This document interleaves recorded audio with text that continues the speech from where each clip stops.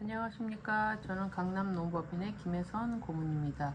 오늘도 정부순 노무사님 모시고 우리가 지금 계속 노동조합법에 대해서 계속 하나하나 짚고 설명을 듣고 있는데, 오늘은 제31조 단체협약의 작성에 대해서 한번 말씀을 나누도록 해보겠습니다. 우선 좀 설명을 해주시죠. 이 조항에 대해서. 네, 안녕하십니까. 고위노무사 정봉수입니다. 단체 협약 노동조합법 31조는 단체 협약은 서면을 작성하고 또 노동자과 사용자가 서명 또는 날인해야 된다, 이렇게 규정이 되어 있습니다. 이 단체 협약은 반드시 서면으로 작성하고 또 그 노동조합 대표자, 사용자 대표자가 반드시 사인을 한다든지 아니면 도장을 찍어야지 효력이 발생합니다. 그러면 단체 협약을 이렇게 교섭을 하면서 구두 약속도 단체 협약으로 볼 수 있는지, 아니면 녹취로 공정한 그 녹취 그 자체도 할 수가 있는지, 이런 부분이 질문이 올 수가 있습니다. 근데 단체 협약 그 작성 방법은 반드시 서면을 작성하라는 게 있고, 또 그 노사 대표자가 사인을, 그러니까 서명 또는 날인을, 도장을 찍으라는 말이 있습니다. 그러니까 그만큼 그러니까 불분명한 것을 사전에 예방하기 위해서 바로 서면을 작성하는 부분이 있습니다. 그리고 또 이제 보통 일반적으로 그 서로가 합의할 때 그 구두 약속도 다 뭐 법에서는 통하지만은 이 노동법에 대해서는 모든 부분이 다 서면으로 작성하도록 되어 있습니다. 그리고 반드시 거기에 노사 대표자가 서명이 있어야지만이 단체 협약으로서 효력이 있습니다. 서명하지 않고 서로가 구두로 동의하면은 이 부분은 단체 협약이라고 볼 수가 없습니다. 네, 그렇군요. 근데 이제 단체 협약에 앞서서 일단은 어떤 뭐 이렇게 토의나 이런 그 노동조합에서 토의를 거치고 그럴 텐데, 그러면 이제 그런 협의된 내용을 이제 문서로 만들었을 때 뭐 협의된 내용과 달라지거나 그랬을 경우에 또 어떤 나중에 문제가 될 수도 있을 것 같은데, 그런 경험이 있으신가요? 그런 실제적으로 단체 협약이, 그러니까 단체 협약에 대해서 문구에 대해서 이익을 있다든지 이럴 때에는 그 문구대로 해석하는 게 원칙이고, 그 문구가 진짜 애매할 때에는 그 당시의 체결 의도 이런 것까지 고려를 해야 됩니다.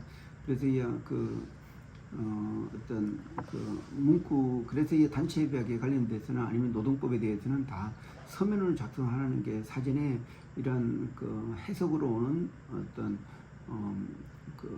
갈등을 사전에 예방하기 위한 그런 부분도 있습니다. 그리고 또 입증을 하기 위해서는 가장 완벽한 게 바로 글로써 서면으로 남겨두는 겁니다. 그렇기 때문에 이 근로자 대표, 사용자 대표는 반드시 단체 협약은 서면으로 작성해야 된다는 거, 그리고 또 그 당사자가 서명 날인해서 그 사인이 있어야지만이 이게 법적으로 효력이 있습니다. 네, 그렇군요. 그러면 근로자 대표들이 이렇게 그 단체 협약을 작성하는 데 있어서 보통 이제 그 대표가 물론 이제 선두적으로 하지만 그 서면 문구가 나오기까지 이제 많은 그 논의를 해야 될 것 같은데, 그런 과정은 어떻게 되나요?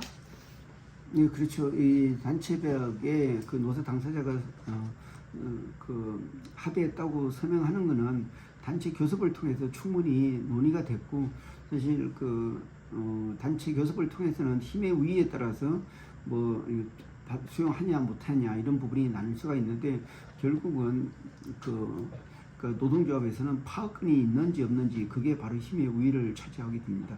또 사용자 같은 경우는 그 파업을 하더라도 버틸 수 있는 그 힘 자체가 바로 사용자의 어떤 기득권이라고 할 수가 있습니다. 그래서 이런 양 당사자의 권력이 절충이 되는 게 바로 단체 협약 체결이라고 할 수가 있습니다.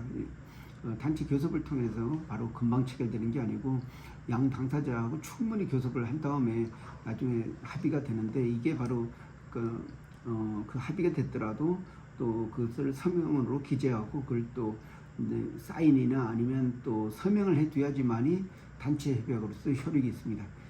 네, 그렇군. 처음에 단체 협약에 의해서 근로자 대표하고 사용자 대표가 서명을 해요. 한 다음에 만약에 이제 변경서, 이게 어떤 정기적인 그 과정을 거쳐서 협약을 완성을 하는 건지, 매년 또 이렇게 그 변경 사항이 있으면 또 다시 해야 되는지, 그 과정은 어떻게 되는 거죠? 예, 단체 협약은 보통 임금 협약 같은 게 1년에 한 번씩 이렇게 하고 있습니다. 그리고 그 근로 조건에 관한 사항은 기존에는 2년 한도로 있었는데 또 최근에 법이 바뀌어 가지고 3년 한도 내에서는 서로 동의한 부분을 지켜야 되는 평화 의무가 발생을 합니다. 그래서 이제 그 당사자가 이제 자기의 유리한 쪽을 이끌기 위해서 그 상대방이 위협도 하고 또 협상도 하고 또 어떤 태업행위나 파업행위 이런 부분도 같이를 하고 있습니다. 그래서 이 단체 협약이 체결된다는 것은 다시 그 전쟁 상태에서 평화로 유지된다 이런 방향으로 이해하면 될 것 같습니다.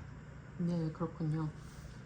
그러면 이제 단체 협약 관련해서 혹시 우리 그 강남농업법인에서 자문해 주신 사례에서 혹시 기억에 날 만한 것 소개할 만한 게 있으신가요?